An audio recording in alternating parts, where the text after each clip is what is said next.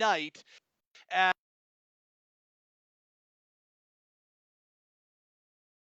the Scotiabank, and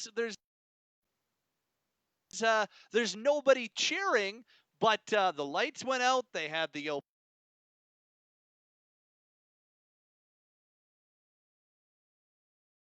It was our first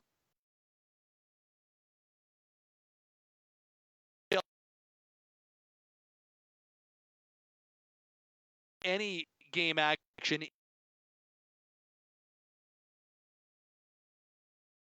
live.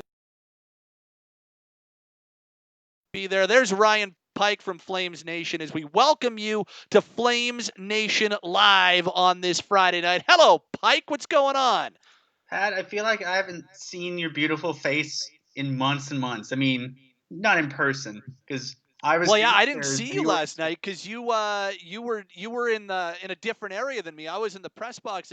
You were sitting with the rest of the commoner media. No, you were sitting down in the stands, and because we were doing the broadcast, I was upstairs, so I didn't get to see you. Yeah, but we talked through the intermission. It was nice to hear your voice.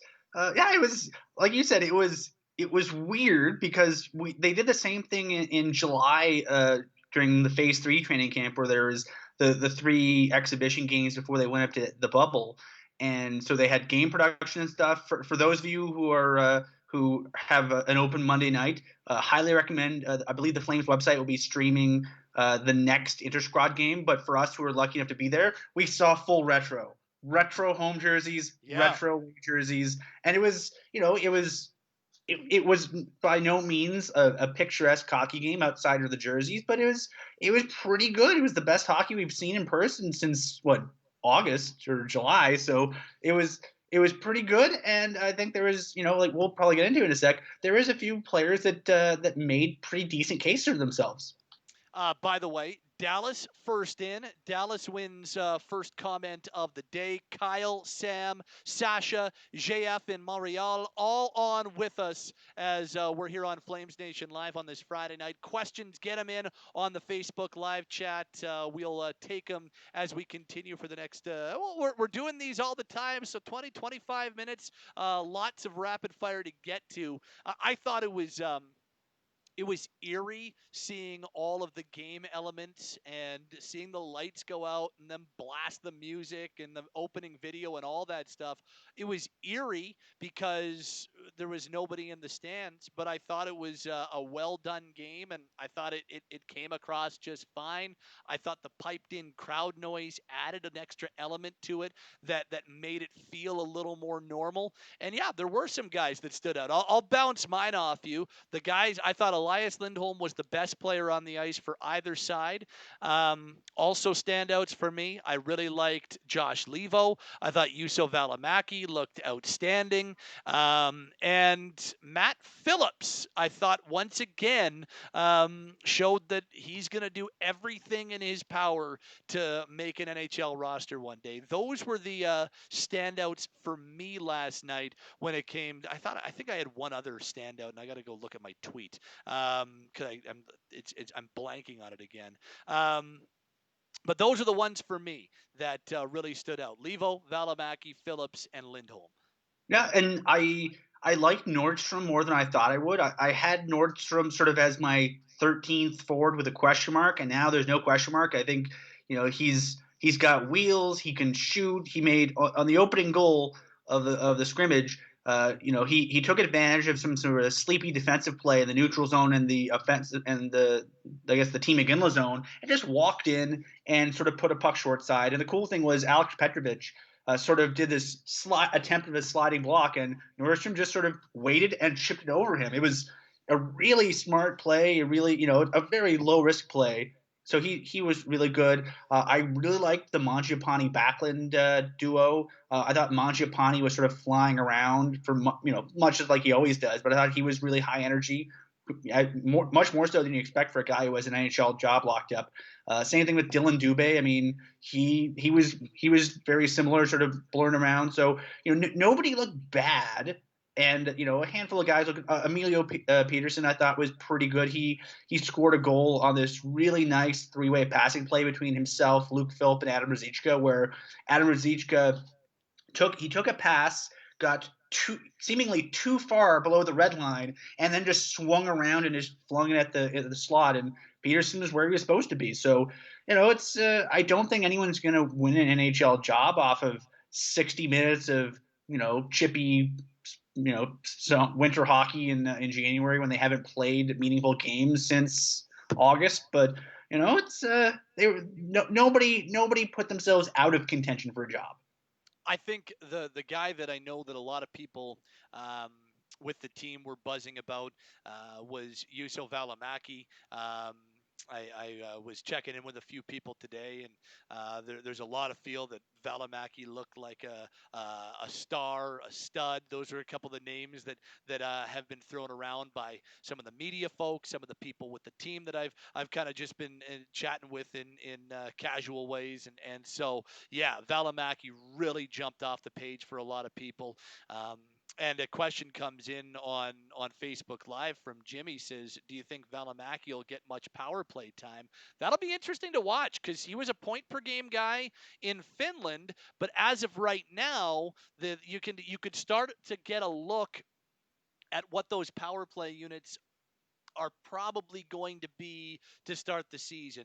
And the two power play quarterbacks, Anderson on the first unit, at least to start, and likely Giordano on the second unit. But I wonder if the season goes along and if Välimäki continues to progress, I wonder if he might get some looks on the power play units. Yeah, I mean, let's be honest. Right now, Mark Giordano is 37 years old. He's not going to get younger, and even though he's in impeccable shape for a person of his or any age, at some point, as Elliot Friedman always jokes, "Father Time's undefeated." At some point, he will slow down. So, we saw the first move towards managing his minutes at the trade deadline in February, where the Flames went out and got a couple defensemen to sort of lighten the special teams load for him.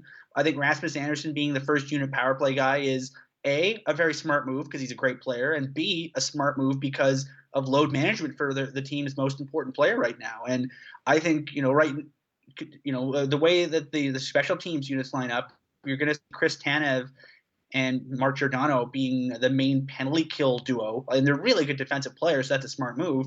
But I don't know, over the course of the year, if we don't start seeing the Flames maybe trying out Välimäki as that second unit or sort of as an alternate second unit guy, just so that they're not really putting as much heavy lifting onto Giordano's shoulders. But if Välimäki gets off to a good start, I mean, we during the course of the scrimmage, they started off with I think the three pairings they started off with of the regular NHL guys were Tanev and Giordano, Yep. Hanifin and Anderson, and Välimäki was with Nikita Nesterov. And then they swapped Välimäki to play with Anderson, and Hanifin was with Nesterov. And I really like, if you're someone who is on team Välimäki and wanted to see him succeed, Välimäki and Anderson as a pairing is really exciting because those are two guys that you can park them in the offensive zone for a third of the game and see what they can do. And they're both guys that have that sort of aggressive, up tempo, move the puck up the ice mentality. So it's one scrimmage. We'll see what they do at practice tomorrow. We'll see what they do at the scrimmage on Monday. But I think that Välimäki's on the NHL team. He's gonna start off with the group, and we'll see what he does. JF asks, any news on Bennett? Not as of right now. He was held out of yesterday's scrimmage for precautionary reasons. It's nothing major. We know that. I mean, he practiced on Thursday morning. He was part of the practice groups. Tkachuk didn't practice Thursday morning and played. Bennett did practice Thursday morning and didn't play. So no news, but nothing major. I don't think there's anything to worry about in that regard. Got a couple of roster questions, and Pike has an article up right now at flamesnation.ca handicapping the Flames 2021 roster midway through camp. We are already midway through camp, which is crazy to wrap your head around. I don't know how many roster questions there were coming into this camp, Pike, just because it kind of looked like you had a pretty set, you could kind of set the NHLers in pen coming into this camp. But Has anything changed? Anything that really sticks out to you as now that we are midway through camp and midway through what we've seen? Not really. I mean, from what we've seen and what we've heard and what we saw, on Thursday night, a lot of the questions we had were sort of like, okay, we kind of know the 21, 22 guys are going to be on the team, and now it's just sort of a matter of how they're going to be lining up. And like you alluded to, like we saw Josh Levo start off the scrimmage. I believe originally he was with, correct me if I'm wrong, he was with Kachuk and Lindholm to begin, and then he got moved Yes. up to, I guess, upper adjacent to play with Gaudreau and Monahan. Actually, no, other way around. He started with Gaudreau and Monahan, and then he ended with Kachuk and Lindholm, and he found absolute like laser beam pass from behind. Yeah, behind the back pass. It was And gorgeous. it led to the kind of one-timer goal that had there not been like boards and glass behind the net, it would still be going right now. Like, he just leaned into that shot, and so it was a really nice thing. So there was some chemistry with Levo and Kachuk and Lindholm, and that could be kind of good. We weren't sure how Dominic Simone would look with 13 and 23, and he was pretty good.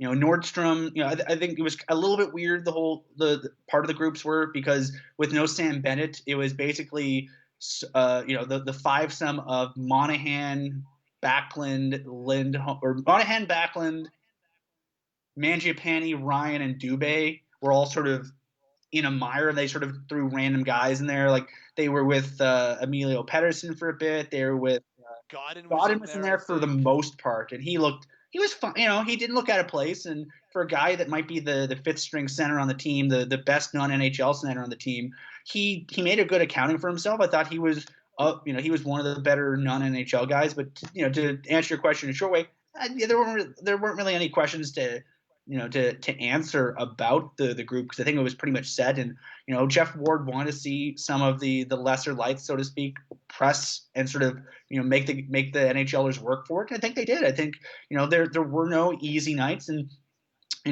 I'll say this, for a guy who's coming into his first year of pro, Emilio Peterson was really good at his one-on-one coverage of Johnny Gaudreau. I mean, Johnny Gaudreau has his reputation as being a finesse player, and he can dipsy doodle with the best of them. But it was one scrimmage, but Peterson was one of the many guys that sort of stayed right with him in the neutral zone and didn't let him get his legs moving. And maybe it's just Peterson's a really smart two-way player, but I was impressed by just how little the AHL group let Gaudreau get away with. There was also one stretch where Andrew Mangiapane was playing Johnny Gaudreau and out muscled him off the puck, and then Gaudreau gave him a cross check. Yeah, he got a penalty out of that. And he got a penalty out of it. He didn't go to the box and serve it, but he gave a little cross check to Mangiapane. I was like, whoa, man's just ticked off Gaudreau because he got out muscled off the puck. It was Yeah. there was some competitive nature to the game. How about this one from Sam? Says, I feel Pelche will crack the roster this season after his performance at the World Juniors. I don't know. Like, as of right now, I don't think the decision has been made about whether or not we're going to see the World Junior kids join main camp or not, like join the main on ice sessions, and if they are, when that might happen.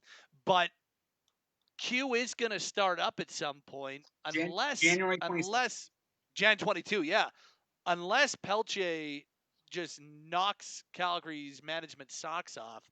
I don't know if making the roster out of camp in a shortened 56 game season is realistic. Like, if I were a betting man, I don't think I'd be putting my money that way. Like, I don't want to throw cold water on it, because like, you're not going to find. I feel like Lou when I say this. You're not going to find a bigger Jacob Pelche fan than this guy right here. He's a hell of a player, but the Flames have 200 grand in cap space, and they're going to be rolling with a body or two less than they should for cap reasons for basically all the season. And Pelche would be about $190,000 more expensive than a league minimum guy. And so I don't think he'll have the chance to knock their socks off, because I'm not sure if he's going to really be in the main groups long enough to do anything substantial. And I don't know if there's a spot for him. So I think, based on what Pelche was saying on social media today, the Val d'Or just traded for Jordan Spence, who was on Team Canada. They were teammates in Team Canada. They were teammates in Moncton last year. They'll be teammates in Val d'Or.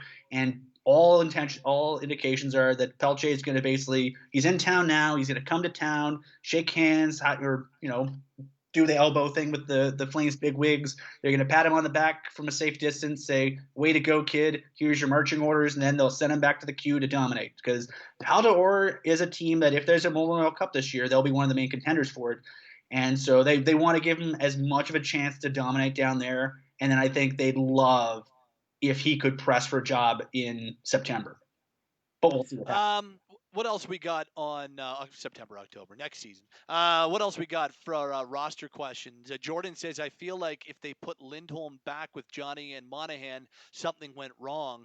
Probably. Like if they go back to the old familiar looks, it probably means that the desired outcome didn't come to pass. That's probably fair to say. I think it was funny. I don't know if you picked up on this. I don't know if you were in on Lindholm's media call yesterday prior to the scrimmage, but I found it very interesting that I asked him about playing center to start camp. He said it's different. It's different to start a camp down the middle.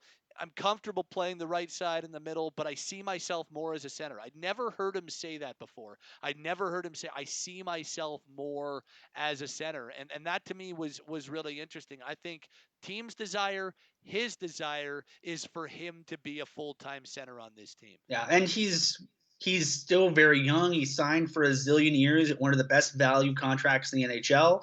And I think, if you're looking at it long term, I think, they want to have him up the middle because, with, depending what happens with Derek Ryan when his contract's up at the end of the year, they might not have a regular center signed who's a right shot. So it's smart for a lot of reasons to try him out there. And I think he can have a bigger impact on the team and on the games by being a center. This one, you mentioned Derek Ryan's name. This one from JF. What about Ryan playing on the wing? Is it working out? Because I feel the guy doesn't fit anywhere with Lindholm at center otherwise. And I think again, I've talked about this. I think I talked about it earlier this week when I did this. I just think that and I'm not saying JF is saying this.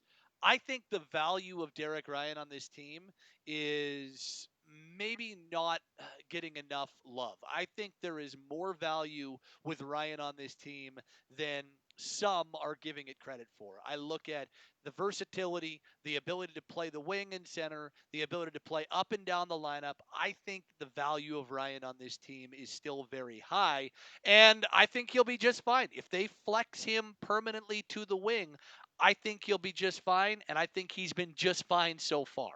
Yeah, and his job is to kill penalties, to give you some energy, and to give you 10 to 12 good minutes a night. I mean, his he reminds me a lot about sort of what was good about Matt Stajan when he was here. You could make an argument that for what he's getting paid, I think he might have a bigger on ice impact than Stajan is. But his impact is he's a guy much like Mark Giordano who came up sort of a non-traditional way. And if you're trying to sort of role model behaviors for younger players, he's one of those guys. And he's also one of those guys that can sort of you can put him in the penalty kill, you can put him on the power play, you can put him in the defensive zone or the offensive zone. You can do whatever you need to do with him, and he'll give you 10 or 12 good minutes a night. And for the fourth line for years, you remember, all due respect to the players on the fourth line, but this isn't like they're pulling out like Tom Kostopoulos or Tim Jackman or Blair Jones. Brandon Bolig. Yeah, it's like there's a much more productive and functional fourth line group that you can do a lot more things with. And I think for the money he's getting, he's been a tremendous value for them. So I agree with you. I'm a big Derek Ryan guy. I wouldn't be shocked to see him come back, depending what happens with Seattle, because he's from Washington State. He does seem like kind of a fit for the Kraken, but by all accounts, he loves playing for the Flames and he loves playing for the organization. So it could be a fit beyond this year. And a final question on today's Flames Nation Live. It's a little bit of a bigger picture question, more of a league-wide question from Josh. What do you think about the COVID situation in Dallas? How does this affect their game schedule? How would something like this affect a Canadian team? The Dallas situation, if you haven't joined us, the Stars had 6 players test positive for COVID, 2 more staff members on top of that. As a result, they're not going to start their season until Jan 19th at the earliest. I mean, I think this is something that you have to accept as part of a pandemic NHL season. I think that we'll see more of this as the league continues. I don't think it's going to happen to every team, and I think that it'll get better as the league and the better as the year goes on. But I think the NHL is going to have to make schedule changes on the fly multiple times. Sounds cold or too matter of fact because we're talking about a serious virus. But at the same time, if you're going to play a season and travel and not be in bubbles, then I think you have to be ready and prepared for with contingency plans that this could happen. And so the same thing, schedules have to get reworked if it happened to a Canadian team, the same way as if it's happening to Dallas here. Yeah, and we got to remember Columbus basically canceled half their practices and had half their bodies there, quote, out of an abundance of caution because I think they had a scare of some kind. So Dallas and Columbus are sort of dealing with the situation that we're in right now. Dallas, obviously, the league came out and said, here's exactly what's going on. But yeah, it's the league basically built a week of wiggle room to the back end of the regular season schedule. The regular season is supposed to end, I believe, on May 8th, but Yep. they have the ability to schedule games for the regular season up to May 15th without really upsetting the apple cart and muck up the playoff schedule. So they're going to do that. I think they're, according to Pierre LeBrun from The Athletic on Twitter, I believe their plan A is fitting in the remaining games that Dallas has to make up somewhere into the existing schedule, which means that do 56 games in 110 days, which you're going to have a lot of 2 and 3s and 3 and 4s, and it's going to suck, but they can get it done. And if they can't fit it in for logistics reasons, they're going to tack it on to the last week of the season. It's obviously something they don't want to do a lot. And if you read, Pat, I know you and I both read we've read the league media guidelines, we've read the league broadcasting guidelines, the COVID guidelines, the testing guidelines. There's, I think, like 500 pages of documents about what you can do, what you can't do. They're putting a lot of legwork into trying to pull the season off as painlessly as possible. But it's 2021. The vaccines are starting to roll out, but until more people than don't have the vaccine in their bodies in each community, this is probably going to be an eventuality that we have to deal with. Yep. Well, on that note, be safe, stay safe, and hopefully everything else goes according to plan between now and January 14th when the Flames open their season against the Winnipeg Jets. Bye, Pike. We'll probably see you tomorrow at the Saddle Dome for another day of on ice sessions. Stay safe out there if you're watching, and stay tuned to flamesnation.ca for all of your camp news. And the big show on Sportsnet 960 goes 1 till 6 every day. And don't forget, radio coverage of Monday's intra-squad game from the Dome goes at 7 o'clock. Derek Wills, Peter Labardius, and yours truly will have the call for you on Sportsnet 960 The Fan. We'll do another one of these probably Tuesday of next week. Be well, stay safe. Have a great weekend, everybody. Thanks for tuning in. For Pike, I'm Steinberg on Flames Nation Live.